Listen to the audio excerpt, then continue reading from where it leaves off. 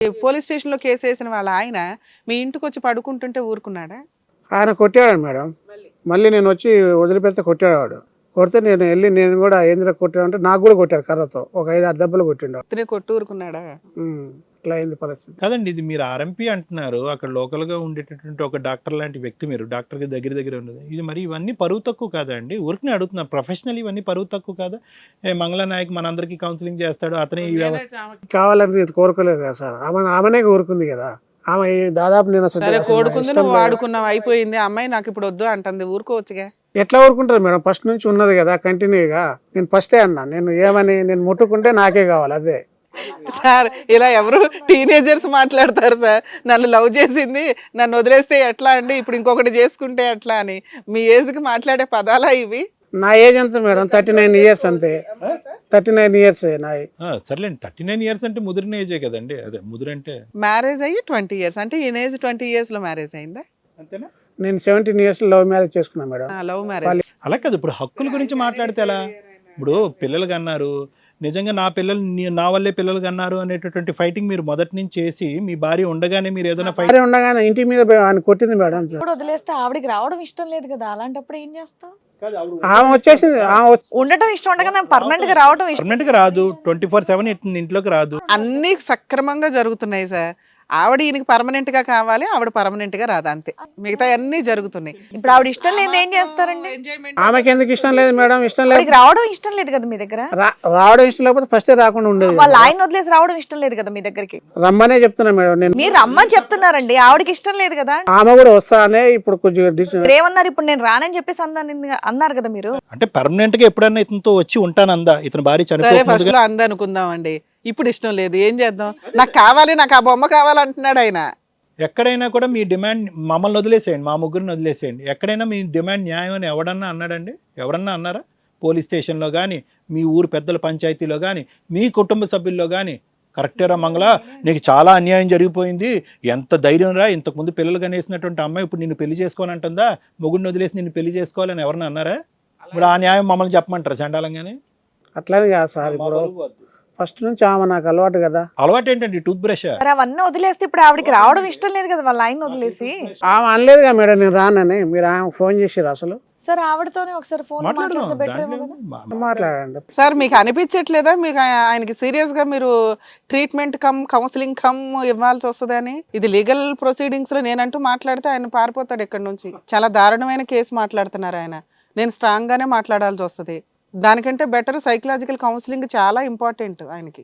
ఎంతకాలం బట్టి ప్రాక్టీస్ లో ఉన్నారు? ఆర్ఎంపీ ప్రాక్టీస్ లో 25 సంవత్సరాలు. 25 సంవత్సరాల ప్రాక్టీస్. ఇలాంటి కేసులు ఎప్పుడు చూడలేదా మీరు? అలాంటి వాళ్ళకి అరే తప్పురా, దీంట్లో ఒక పద్ధతి ఉంది, ఒక వ్యవహారం ఉంది, ఇది పెళ్ళి అంటారా, వేరే వాడి జీవితంలో దూరకూడదు, అందులో దూరిన తర్వాత డిమాండ్ అసలు చేయకూడదు, నువ్వు మొగుడు కాదు నేనే మొగుడు అని డిమాండ్ చేయకూడదు అనే పరిస్థితి ఒకటి కూడా రాలేదు మీ 25 years లో, మీ ఊర్లో, మీ కెరియర్ లో? ఎలా మాట్లాడుతున్నారు మంగళ గారు? ఇది అమ్మాయి దొరికింది, వదిలేస్తే అది తప్పన్న విషయం ఆయనకు తెలియట్లేదా అనేది నాకు తెలియట్లేదు. ఎలా మాట్లాడతారండి ఇవన్నీ? అది కాదు మంగళ గారు, ఇప్పుడు మాట్లాడచ్చా మేడం? సార్ ఆయనకి ఆయన పొజిషన్ ఏంటో ఎక్స్ప్లెయిన్ చేయడం చాలా ఇంపార్టెంట్. ఎందుకంటే ఏదో టీవీ షోలు ఉన్నాయి కదా అని వచ్చేసి మేడం ఆ అమ్మాయిని పిలిపించండి నాకు ఆ బొమ్మ కావాలి అంటే, అసలు ఈయన స్టార్టింగ్ నుంచి చేసింది చాలా రాంగ్ విషయం. భార్య ఉండగా 3 years లవ్ మ్యారేజ్, పైగా ఇంకా లవ్కి ఇంపార్టెన్స్ ఏముంది ఆయన దృష్టిలో?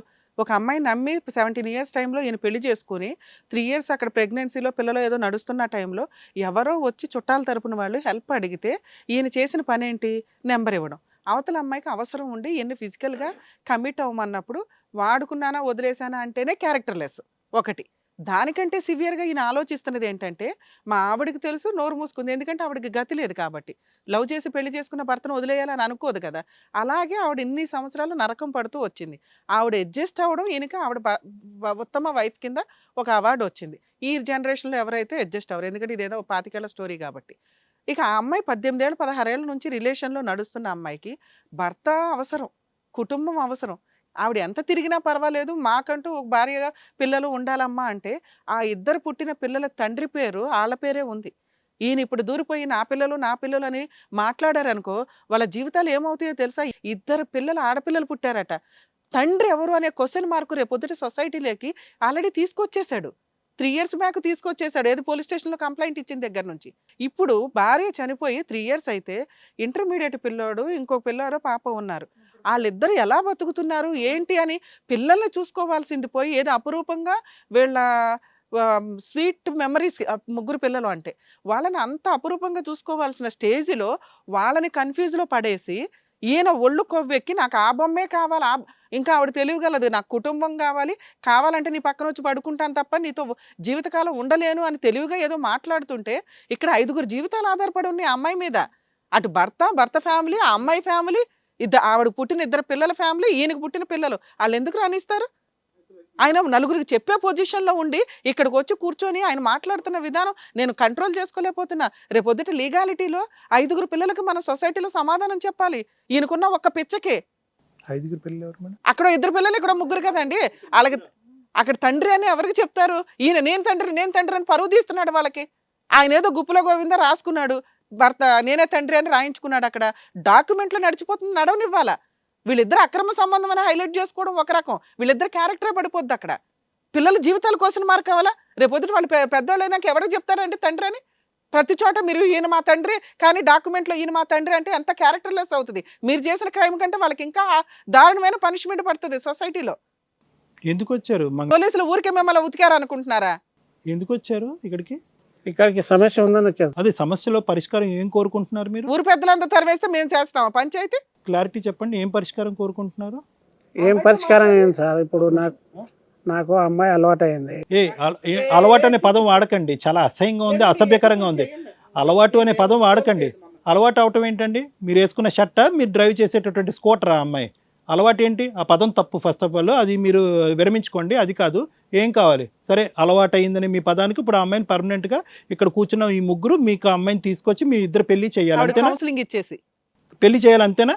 పెళ్లి చేయాలా లేదంటే పర్మనెంట్గా అక్కడిని తీసుకొచ్చేసి మీ ఇంట్లో ఉంచితే చాలా, ప్లస్ పెళ్లి కూడా చేయాలా? ఇప్పుడు ఆయన గే గారు sir. No, point to be noted. మీకు ఏం కావాలి? ఎందుకు వచ్చారు మీరు ఇక్కడ? మంగళ గారు, సమస్య ఉందని వచ్చాను సార్. సమస్య ఉంది, సమస్యకి పరిష్కారం ఏం కోరుకుంటున్నారు? దాగుడు మూతలొద్దు. కాదు సార్, ఆయన గే అని మీరెవరు డిసైడ్ చేయడానికి? వాళ్ళ ఆవిడ వాళ్ళ ఆయనతో కలిసి ఉంటాను. ఆయనకి మెడికల్ సర్టిఫికేట్ ఇచ్చారు మేడం. అవును సార్, ఆవిడకి నచ్చింది వాళ్ళ ఆయనతో ఉంటుంది. నీలాంటి క్యారెక్టర్ కాదు ఆ అమ్మాయిది. ఆ అమ్మాయి తిరుగుపోతే, కానీ ఆవిడ వరకే తిరిగిపోతూ కుటుంబానికి, సొసైటీకి, పిల్లలకి అన్యాయం చేయాలని అమ్మాయి అనుకోవట్లా. మీరెవరు అనుకోడాక అసలు మీ పిల్లల్ని ఎలా చూస్తున్నారు? వాళ్ళు తిండి ఎవరు పెడుతున్నారు? ఇంట్లో వంట ఎవరు చేస్తున్నారు?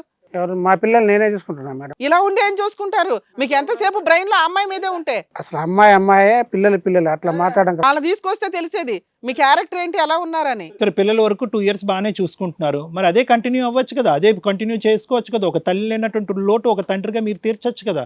ఇప్పుడు ఈ కొత్త తల్లిని తీసుకురావాలని పిల్లలు కోరుకుంటారు. పిల్లలు చైల్డ్ కస్టడీ తండ్రులకి ఎందుకు ఇవ్వరంటే ఇందుకే.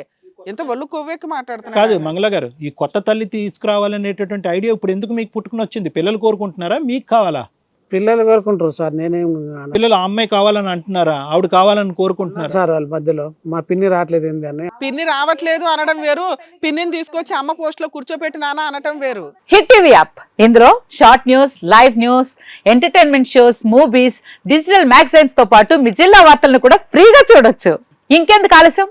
వెంటనే హిట్ టీవీ యాప్ ని డౌన్లోడ్ చేసుకుని ఫ్రీగా ఎంటర్టైన్మెంట్ పొందండి. Hit TV app. Hit TV app. Please download hit TV app. Hit TV app ని ఫ్రీగా డౌన్లోడ్ చేసుకొని ఎంజాయ్ చేయండి. మీకు నచ్చిన ఎంటర్టైన్మెంట్ కోసం హిట్ టీవీ యాప్ ని ఫ్రీగా డౌన్లోడ్ చేసుకొని ఎంజాయ్ చేయండి. హిట్ టీవీ యాప్ ని డౌన్లోడ్ చేసుకుని ఆస్వాదించండి, ఆశీర్వదించండి. ఇంతమంది సెలబ్రిటీలు హిట్ టీవీ యాప్ ని డౌన్లోడ్ చేసుకోండి అని చెప్తున్నారంటే ఎంత మంచి యాప్ ఆలోచించండి.